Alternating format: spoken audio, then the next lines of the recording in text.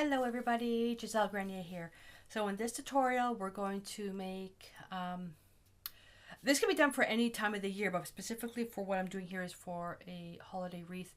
And I was inspired by, what were we doing? We had our internet upgraded yesterday and he was showing us, you talk to the remote and all this fancy Skynet AI stuff. And one of the pictures that came up was A Nightmare Before Christmas. And what inspired me for this project was the shape of the houses in that project, in that film. And so that's what I'm going to do with this one. I know my mouth is rented. My brain is going this way and my mouth is going this way. Let's go down to the table. So I've got this corrugated cardboard that I've been doing a lot of projects with, and these are leftover bits and bobs from those projects. So I'm going to be using that to make my little holiday house. This can be done by any age as well, but young people should get the help of an adult when it comes to cutting. I have a little wood ornament that I worked with another project that I broke, and I'm going to use pieces of that as well. And I'm going to show you some options on finishing the piece, and I have a wood slab, a canvas magnet, some more polycarb, a little mini canvas, and I have a little wood sentiment here. So I'm going to show you some options at the end. Now this polycarb is just like plastic corrugated cardboard, and you can use regular cardboard. You do not have to use this. I'm just using leftover pieces because I don't want to throw it away. Now the products I'm going to show you, I'm not going to use them all, but I'm going to be calling them out when it comes to the different options. So at the end, when we're finishing the piece, if we were working on a little wood slab, these are absolutely adorable. They're usually unfinished. They're raw, so you need to sand, seal, and all that stuff. So if you have cracks in the piece, you can use a wood filler. It's a Deco Art Americana wood filler. You can use any wood filler. Just make sure that it's sandable, paintable, and or stainable. So if you're going to stain the wood, you have to make sure that your wood filler is stainable. If you're just going to paint it, you have to make sure it's sandable and paintable. So you just kind of fill it in and then let it dry, follow the directions, and then sand it lightly. Use, medium grit to fine grit to really get that nice smooth finish, and then you can do your paint and seal. If you're going to be making your little cardboard house, a little house out of cardboard or little pieces of wood, you can use a wood glue to glue onto this. You don't have to use regular, you can use actual wood glue. So that's one option. I'm going to put that aside. The sentiments, if you have that are wood, you can prime them with gesso if you're going to be using a semi-transparent paint. That way the brown of the wood doesn't show through. Same thing with the wood slab, although it's really nice seeing the grain show through. So a transparent paint is much nicer so you can see the grain. If you wanted a flat finish but you wanted the live edge look, you could use gesso on this as well. Put that aside. That's it, I think. Oh, for part of the crackling process, I'm going to be showing Crackle Paste and Crackle Paint. Doesn't really matter whatever product you use. There's an actual technique I'm going to be showing for that. So let's get, I just want to make sure I cover off where I don't put products out there that I say I'm going to use that I'm not going to. All right, the shape of the house, whatever you want to do. So you can, play with the shape. So you just need a rectangle and you need a triangle. So, I'm thinking even if you had the piece that you want to work on, you can size it to that. It doesn't really matter. I'm going to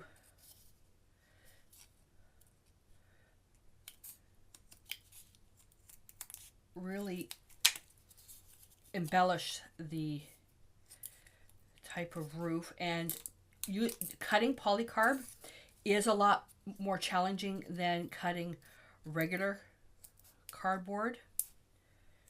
It's plastic. So if you're a young person doing this, you might want to get the help of an adult. X-Acto knives aren't very friendly. And of course this one's going to give me trouble. We're going to be covering this with a texture paste anyway, so you don't need to worry too much about your edges. So you can really glorify the type of the roof. I also want this to be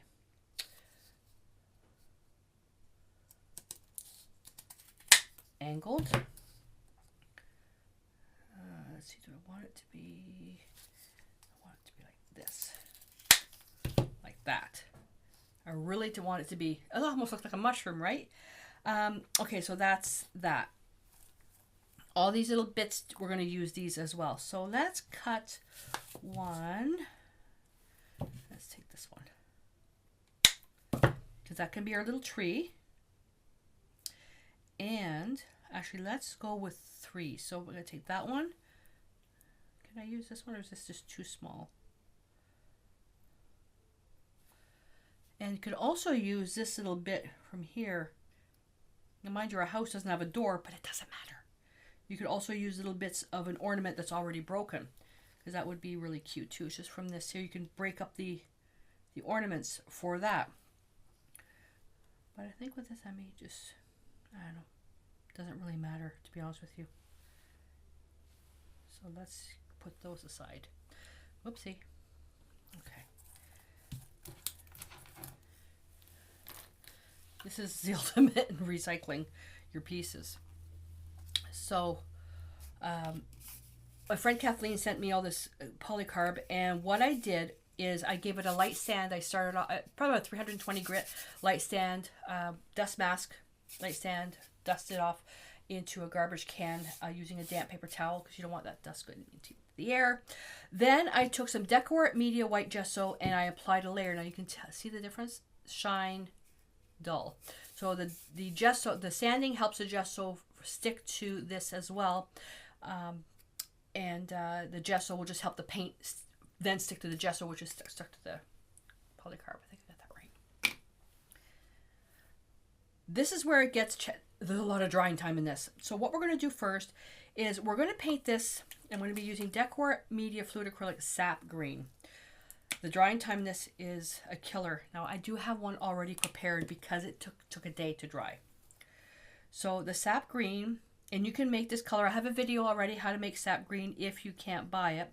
Sap Green is not a color that I use a lot,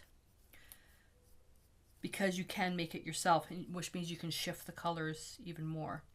It's very transparent. It's a beautiful green that leans towards yellow. And I would say with this, because we need that green to be really heavy, not heavy in application, but heavy in like the depth of the color. So application, dry, and I'm thinking 3 layers. Now you can use any green you want. You can use an opaque green. Greens are hard to be opaque because yellow is typically transparent. So it's usually harder in blue. Some of the blues are typically transparent. But you can take any blue and any yellow to make your own green. If you really want to push the opacity, you can add a speck of like carbon black to that. But you do want this to be a heavy green.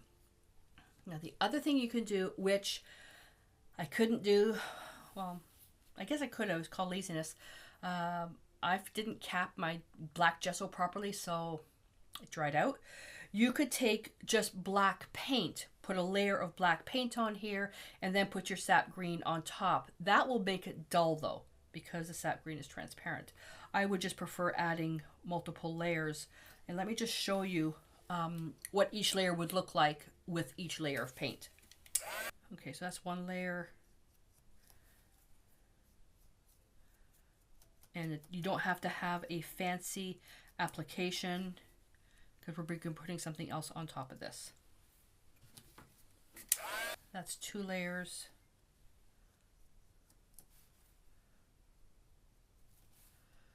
But yeah, if you use black gesso under it, it might be a little bit dull. But you know what? Try it and see. Or black paint, I should say. Okay, put that in water, and that's going to be the 3rd layer. So that's the 3rd layer. See how deep that is? You can still see it's transparent. All right, so now what we're going to do is we're going to be applying a Crackle product. So the technique is you have a dark base, and then you're going to use either Crackle Paste or Crackle Paint. And we're going to apply that, and then when it dries with the cracks, we're going to come in with an antiquing cream to put and to kind of fill that in to the cracks, and it's going to lightly stain the paste as well. So it depends. You don't really need to use this. You can use paint if you want. I just like the color of this, and it works well with what I'm doing. So the Crackle Paint is much, much thinner. The piece that I did ahead of time, I used the Crackle Paint. I'm going to use the Crackle Paste for this one. And always read the directions on the product container. The thickness of the application will determine the thickness of the cracks. Now this, you have to work fairly quickly because the cracking process starts as soon as it starts to dry. The roof, you really can be creative with the roof because you can use whatever colors you want. Like I said, I already have one prepared that's pretty simple. With the roof, and I'm going to tell you the products I used in the other one. This texture product, so think of the texture paste, but it's metallic, and it's a new product from Decor. So I'm going to be using pewter and pearl to intermingle because I wanted the piece to have a bit of a dark tone. This is the first time using this product, this particular color. It's gorgeous. So you can apply with a palette knife or with a brush. I'm going to use a brush this time for this one. And I'm just going to primarily focus on the edges. I'm going to sneeze. Nice and thick. The thicker it is, the longer it takes to dry, but you're already waiting for drying time with the other one as well. So like that. And then this is a beautiful product. Because if you were to take metallic paint and add it just to a modeling paste, the modeling paste would just kind of cut down on the vibrancy. But then again, if you don't have this, that's fine. Just use modeling paste and then paint metallic on top. No big whoop. No big deal. There's always a way around it. So I'm going to get my little round brush. And I'm just going to lay. Oh, that's too dry. I took it from the lid. Better just go in here. And I'm just going to lay this one here. Proper protocol. Take it on your paper. Don't dip your brush in here because I had paint or the other product already on there and it contaminates. You could also wait for this to dry and then apply your second layer. To me, that's just more drying time. I'm peeking the top.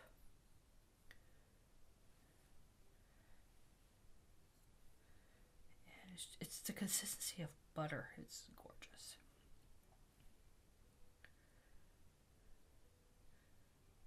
If you want to make it like snow drifting, then yeah, let it dry. That way you're not going to contaminate the colors. But you can play with it. Just to drift it. Over.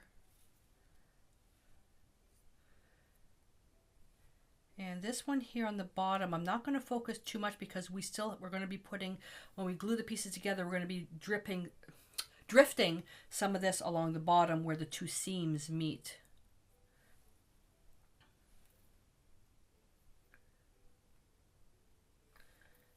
Some of my colors are mixing, but it doesn't matter because I can go on top after. It's a same technique when we're painting snow. When you just you underpaint, you block in blue, then you come with, blue with a bit of white, more that color, then more white, that color, more white, and you layer the snow that way. That's why the snow looks so even. It's the same technique, except this one I'm using thick paint. If you're working with oil paints thickly, this is what you would do as well. So I'm going to let that dry. And then once that's dry, then I can come in and put some more on there. So let me cover this up. And let's see. Are you starting to crack? The cracks are starting to form already. You probably can't see them where it's a little bit thinner, the cracks are starting to form already. All right, so that's that. The little trees. So little trees, I'm going to take, oh, I forgot to put that lid on. I'm going to take the Sap Green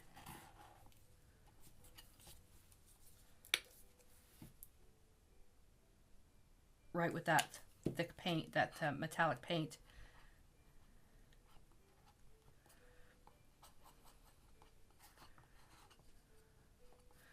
Okay, this is one thing when you have to use a brush. It's so thin.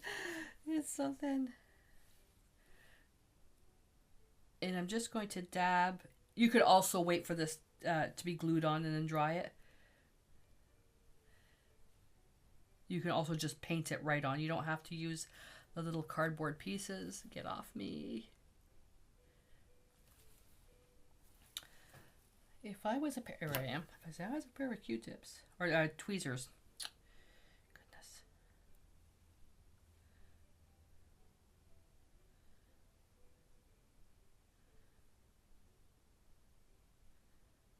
There we go. That's too smooth. I gotta rough that up a little bit. Even with the tweezers, they flip over. Get off.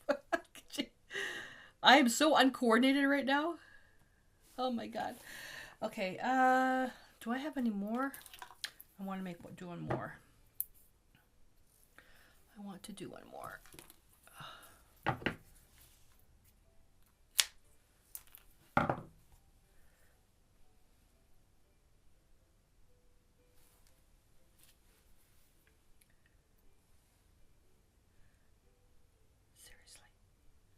You know what I should just do? There we go. Just clean that up. Uncoordinated, I swear. All right, so I'm going to let this dry. And I'm going to show you one that I already did. And then I'll also show you this piece here. Basically, it's going to be the two versions. But all that's left to do after this now is just to basically glue it together. So let me show you the one that I already did. This one here. So again, the two pieces, and I used the pewter, just the pearl on top. So with the green, so you see the base of the green, and then the crackle. This is the Crackle Paint, and then what I did is I took the antiquing cream, and I just applied it with a brush, and then I just wiped gently with a paper towel. I left a lot of the stain on there, and I just glued the little tree. So a little tree on top, and then put a little bit more of this down here, and then I put a little bit more of that over there, and that's it. So what you could do with this now is that you can turn around and glue it onto something like that, and then take your little sign, your little sentiment if you want, to have it like that. You can do something like that. Or you can, on, you know, a piece of paper with a stamp for your family name, you know, or, you know, so, you know, if you have two family names like what we do, you could just put, you know, your, you know, from the so-and-so family, or Joe and Gisele, or just Happy Holidays, or just like Mary, just something simple. But you can do that. If you're using just like a magnet, you can just put the house in the middle. You just have to paint this whatever color you want, but you can put it in the middle, and you can offset it this way, you can offset it this way, you can do it this way, doesn't matter. Mini canvases, same thing, just paint it, and then you can just put that on top. You can just line it to the bottom or offset it like that. And even just scrap cardboard, just paint the cardboard whatever color you want, and just put it on there. Looking at this now, this could be used for an artist trading card. You could take this, just the way to paint that, then glue that onto, let's say, a piece of masonite that's a little bit bigger. Let's say you make a masonite greeting card. So there's all these different things that you can do with this. And with this as well, it's flexible enough that you can hole punch and then put an eyelet.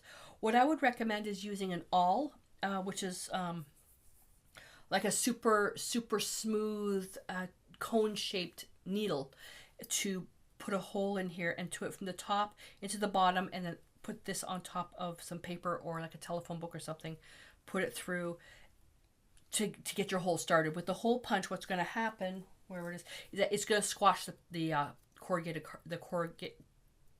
it's going to squash the corrugated plastic slash cardboard. It's going to squash that. So that's it. So that's that one. And then the other one, basically color wise, it's going to look the same except darker roof, and it's going to look the same. So we'll leave that the way it is. We'll come back tomorrow. I'll finish this up and then show you, especially show you the antiquing process. And then you can decide. You should have by now have a whole bunch of ideas of what you can do with them. Even you can make a little house as well, a little arrangement of houses on a mantle. Glue them on a canvas if you don't have a mantle. But there's a whole bunch of things that you can do with this. All right. I just came up with 8 up here. All right. I'll see you tomorrow. So it's all dry, and you can see all the beautiful cracks in there. So what we're going to do now is we're going to add some antiquing cream. This Decor Media antiquing cream is patina green. There's a bunch of different ways to do this. I'm just going to put a little bit in there, take a brush, dry brush, paint it right in here.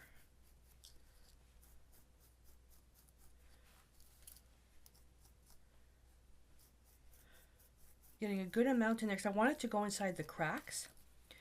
And what's going to happen is that the Sap Green that we initially painted underneath is going to deepen this because I didn't have anything darker. You can use just paint as well. And then you're supposed to let it dry, but what I like to do is I don't want to, you let it dry, then you buff it out with a damp cloth, but I don't want to lose a lot of that color. So I'm just going to remove the excess with a dry kitchen cloth.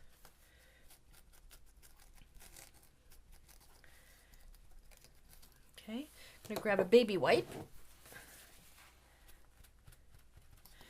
and just pad so you can get all that irregular pattern there. Take that kitchen wipe or the kitchen cloth, put it back. So I'm just kind of working it to get a mottled look. I don't want to lose it all because it would look like that. And there's nothing wrong with that, but I like it mottled.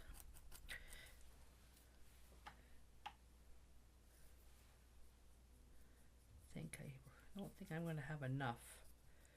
I have to let that dry. Just trying to avoid the edges. There we go, like that. All right, so I'm going to put this aside, and now I'm going to apply a little bit more of this texture paste. Oh no, I can't put the texture. I have to glue these together. Whoopsie. Okay, so now I've got a glue gun with plastic. So this is where you kind of have to be careful. Ideally, you could use regular glue. I'm going to put a good chunk on there because I can always cut it. This is just going to hold it together. Just want to get that right in there.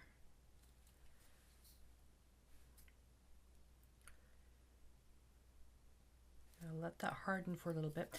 And then what I'm going to do is take the texture paste and I'm going to put it over so it'll go over this a little bit, which will create a seal. Then on the back you can put some paper to hold this together. The better way, which would have defeated the purpose of reusing bits and bobs, is that you actually cut it out in one piece, which would have defeated the purpose. But this will hold fine, and I already have the other one made up, so yeah, it's starting to harden up now. I've already got the other one made up, and it's holding fine just perfectly. So let me get this out of the way. Put this here, and also have the little trees. So which tree do I want to use? That's kind of cute. Also have to paint the door. I think I'm going to use that one. I'm going to paint the door on there. And get a little brush. Little brush.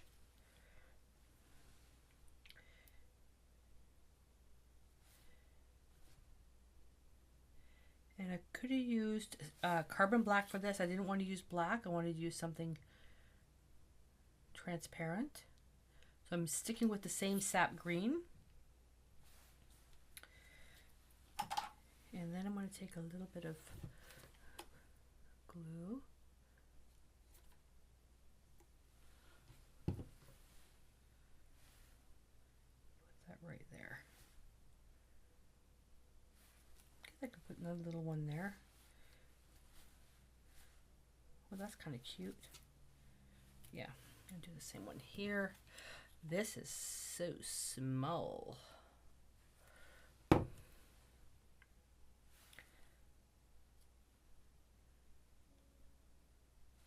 There we go. See, now it's nice and hard, and I'm going to take this now, and then you can just basically just, you know, continue to add a little bit more to wherever you want. I'm going to put some right here over the seam and right over the edge of the roof to make it look like the snow is built up on the edge. And because it's quite cool here, this will take probably another day to dry. I'm trying to do this so I don't get my head in the way, because I want to lean over to get a little bit closer. There we go. It's quite shiny, so if you don't like the shine, you can use the Snow Tech, which is like a thing of like a texture paste with snowflakes in it. I don't want to lose all that blue. I'll just put a little bit on the edge.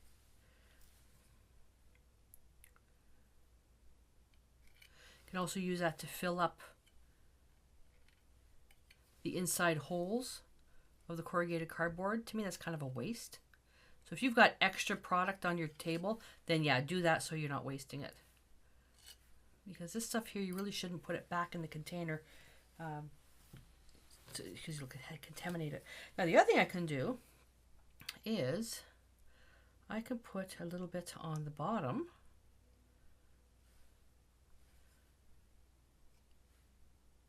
My Snow Tech dried out, so I couldn't use it. Go. A little bit on the bottom of the trees. Voila.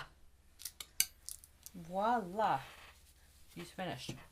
All right, so let me just clean up here a little bit, and then I'm going to show you a few little ways that you can put it together. All right, so this is the one I just did, and then here's another one, the other one I did. So I can take the little bit of the broken snowflake from that and try to do this without burning myself. Put that, whoops, right there. So it's just another little way to add some little pieces to it. So for putting these together, I also put a piece of paper on the back to hold that together. So you can paint the canvases, and now you can see them, what they're going to look like together. But you can do all these little different things with it. But this one in particular, so I can do this off. Let's straighten it out. I forget that's wet. And then, no, this way. I can do it like that. I can leave it just like that. I can put it in the middle. So you see there's all these different things that you can do. Or you can leave it just the way it is. Myself, I'm going to leave it just the way it is. I'm going to tuck it inside. So I have enough ornaments now for my wreath. I think other than one, which the Crackle product that I put on there didn't work. So I redid that one. But I have enough now that I can actually tuck into the wreath. So the wreath now, the way that I have to finish it is, we all know that it's a cardboard base. And now I'm going to take some burlap and fill that in. And then take the ornaments, tuck them in. And if I still need more ornaments, I can always make some more. If I don't need them all, I don't have to use them. I think the only one thing that I would add to that mixed media wreath that I'm making is probably some big chunky wire ribbon, just to create a nice bow. All right. So I hope that you enjoyed this little project. I'd love to see your version of this using whatever leftover bits and bobs that you have. So create your version, post a picture below, and I look forward to seeing it. So until I see you in the next lesson, stay inspired.